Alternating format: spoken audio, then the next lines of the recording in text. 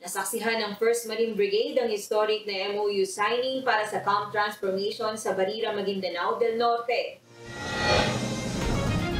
Sinaksihan ng 1st Marine Brigade ang paglagda ng Memorandum of Understanding sa pagitan ng Government of the Philippines, Peace Implementing Panel, Mindanao State University, Maguindanao at United Nations Development Program, Philippines noong ika-11 ng Oktubre, taong kasalukuyan, para sa pagpapatupad ng Science and Technology-based Climate Smart Agricultural Project sa 6 ng dating kampo ng MILF sa Barrera, Maguindanao del Norte.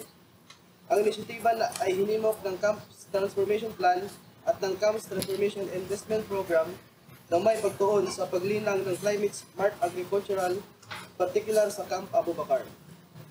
Ang mga pangunahing opisyal, kabilang sina Presidential Assistant Cesar Villano at Executive Director Cesar G. De Mesa, binigyan diin ang sama-samang dedikasyon sa marangal na layuning ito.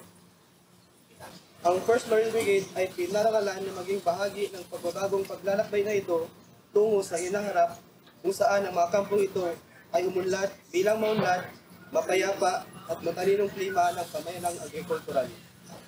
Ako si Private First Class Chris Ivan P. Sumirano, Philippine Navy Marines, ang inyong tagapagbalitang mandirigma ng Marine Corps Public Affairs Office, at ito ang Balitang Mandirigma.